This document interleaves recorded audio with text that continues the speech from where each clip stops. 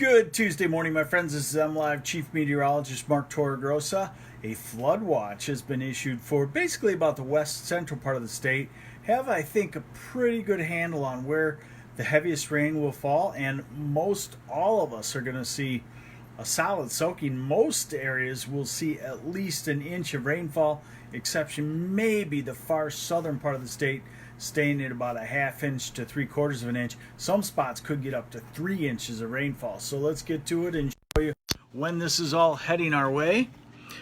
This is the rainfall in the past 7 days, and down in here you could see anywhere from 2 to 5 inches of rain in the southwest quarter of the state.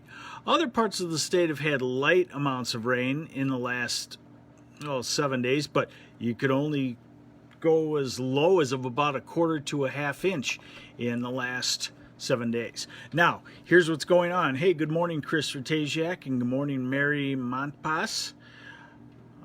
William Roberts, good morning. So this is the area of rain starting to develop, and let's get into the radar forecast, show you what's going on.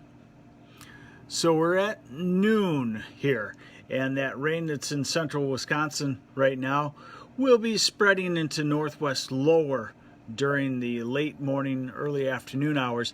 The main batch, the first batch of heavy rain comes in this evening. This is 6 o'clock this evening, and you can see the heavy rains across Traverse City and Cadillac and through the Houghton Lake area, maybe heading toward Whittemore, Prescott, and Tawas.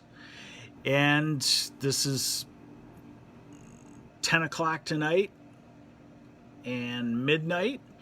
And then as we go toward morning, the band of heavy rain shifts to the south.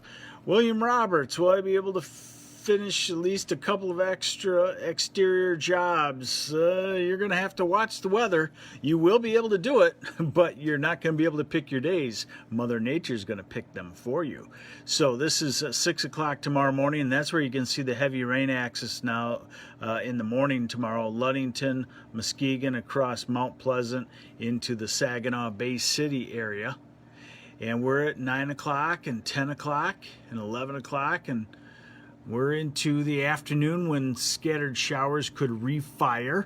Wouldn't call it an all-day rain, but I would say you could get rain at any time during the day tomorrow, especially the morning hours. And then even into Thursday, the main part of the storm system will kick through and send us another wave of rain showers, and yes, possibly some flakes of snow in the far northeastern part of the UP. So here's where the flood watch is in effect. This includes Grand Rapids and let's see, Muskegon, Ludington, Pentwater, Big Rapids over to Mount Pleasant and Clare. Not including the eastern part of the state because you haven't had as much rainfall. So the heavy rain, the flood watch is based on where heavy rain has fallen, southwest quarter, and where the heaviest rain will fall again with this one. Here's a model that I like that shows 1 to 2.5 inches widespread. Lesser amounts as you get to Detroit and Ann Arbor. You might sneak by with a ½ inch. Hey, good morning, Teresa Hupfer.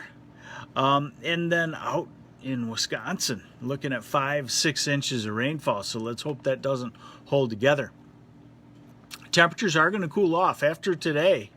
Today we are into the upper 80s, near record to record high temperatures in the far southeast. Teresa, if you're going to Detroit today, you better plan for hot and humid weather. So plan on that. Tomorrow, a little cooler, but still warm in the far south. And Thursday, a little cooler.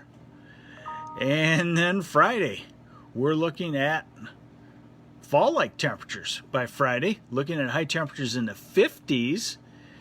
And about 55 to 60 as we get into the weekend, and early next week, a slight rebound. I do have a post up already showing how the warmer than normal temperatures will return in the extended time period. Now these are low temperatures, and we'll just go to Friday morning.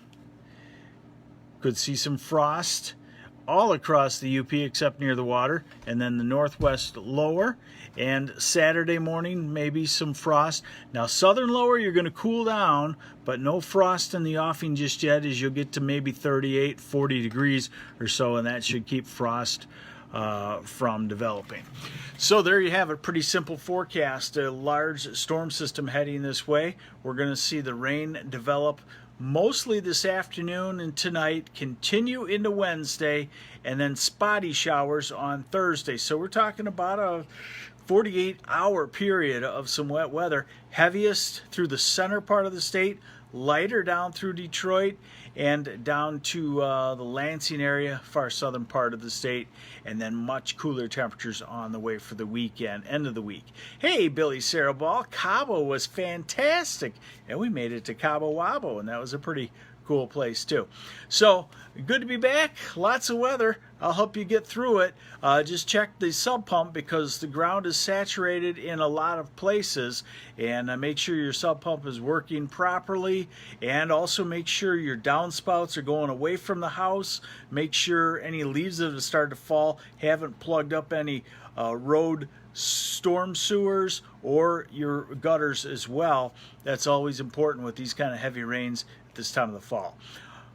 Susan, what's your prediction for the tunnel trees? Well, we have warmer than normal temperatures coming up, so I think things are slowing down. We had a quick progression of some color. Now it's slowing down a little bit, so I'm going to say tunnel trees is usually later than everywhere else because it's near the water, so I would say it's 2 to 3 weeks out, looking at October 14th to 21st, somewhere in there. We'll keep you updated on that. Have yourselves a great day. I'm MLive Chief Meteorologist Mark Torregrossa. Thanks for joining me.